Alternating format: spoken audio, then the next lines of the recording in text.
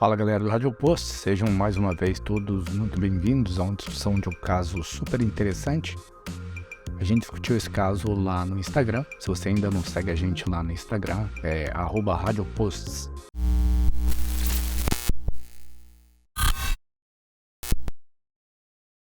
Caso da paciente sexo feminino, né, a gente consegue ver aqui na tomografia de tórax esse expansor mamário localizado na mama esquerda, né, em detrimento da mama direita, onde a gente consegue ver o aspecto habitual da mama, caracterizada por tecido gorduroso e tecido glandular. Dessa forma, a gente vê a ressecção unilateral do tecido glandular, que faz a gente pensar aí nesse cenário que o paciente passou por um procedimento cirúrgico, provavelmente sendo unilateral, relacionado a alguma lesão nodular neoplásica. Nessa mesma imagem, a gente vê uma alteração no lobo superior esquerdo. Quando a gente identifica essa alteração, a gente precisa caracterizá-la. A primeira coisa que a gente vai fazer é localizar. Localizou o lobo superior, a gente sabe disso porque ele está anterior à fissura oblíqua. Lembrando que o lobo superior esquerdo, ele contempla a língula também. A partir disso, a gente vai caracterizar essa alteração.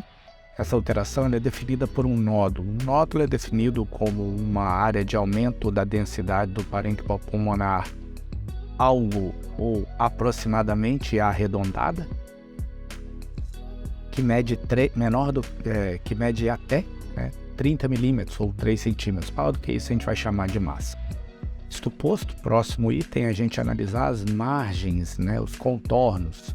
Então, as margens são bem definidas, você consegue dizer aonde ela começa e aonde ela termina, e os seus contornos espiculados. Lembrando que as espículas participam de um critério, um padrão de margem que favorece a etiologia primária. Embora esse paciente não tivesse exposição ao tabagismo e tivesse um teórico, estou dizendo aqui teórico, caso você não tivesse no pedido que o paciente fez uma ressecção por causa de neoplasia de mama. Um teórico tumor primário de mama, você questionaria primariamente neoplasia primária ou, eventualmente, alguns nódulos pulmonares espiculados podem representar processos infecciosos como fungo. Então, a gente teria aí neoplasia primária ou secundária e infecção. Falando de infecção, muitas vezes a gente vê esse aspecto mais irregular especulado em infecções fúngicas. Próximo item é o que? Localização, periférica ou central. Lembrando que você vai separar aqui aproximadamente 2/3 da periferia. Se tiver para fora desses 2/3, do córtex pulmonar, você vai chamar de periférico. Então, um nódulo periférico no lobo superior, com margens bem definidas e contornos espiculados, com densidade de partes moles. Então, você vai analisar nessa janela de mediastino, compara aqui com a densidade do músculo, participando do diagnóstico diferencial aqui, neoplasia primária ou secundária ou processo infeccioso. Quando você identificar, agora dicas para a vida, Identificou essas alterações, a primeira coisa que você vai fazer é procurar mais coisas que lhe deem segurança, Então você vai procurar, quando a gente fala de tumor, a gente sempre fala de TNM, Então vai procurar no leito da mastectomia, se tem algum nódulo. Então aqui, para quem está se perguntando, a gente tem esse catéter que é utilizado para você ir instilando e expandindo esse expansor de forma que a pele estique e você possa fazer uma reconstrução num segundo tempo. Voltando à análise dos linfonodos, vai procurar na axila. A gente já colocou vídeos prévios para separar os níveis linfonodais da axila em nível 1, nível 2, nível 3. Vai aproveitar e vai seguir os vasos torácicos internos, procurando um padrão mais incomum de disseminação da doença de mama. Doença de mama secundária muitas vezes pode ter linfonodopatias mediastinais, então você analisa também as cadeias do mediastino. Você vai fazer isso sempre na janela partes moles ou janela de mediastino. Não identificamos nada. Entretanto, esse paciente tinha uma tomografia de crânio com uma lesão encefálica. E aí a grande discussão é se, num cenário onde a gente identifica uma lesão secundária encefálica, se esse nódulo faria mais sentido que ele fosse uma neoplasia primária ou secundária.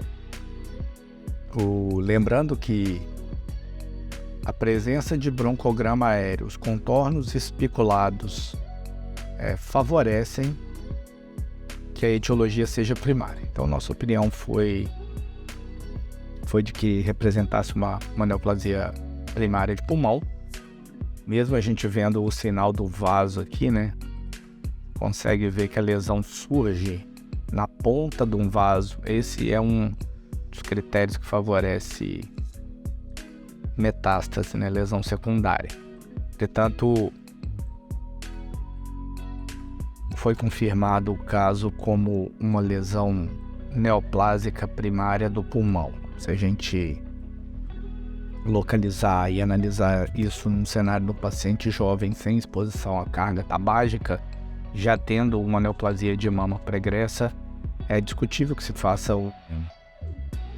se ouça a opinião do geneticista para avaliar a possibilidade de uma síndrome genética que justifique o surgimento de 2 tumores numa paciente tão jovem.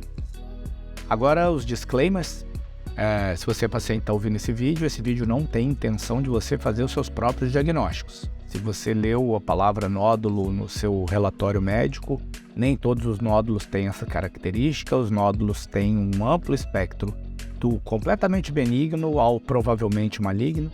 Então, minha sugestão é que você utilize esse vídeo apenas para aprendizado, cunho educacional, e que você leve os seus exames para que o médico que o solicitou avalie e tome a melhor decisão, te avaliando clinicamente e interpretando os seus exames.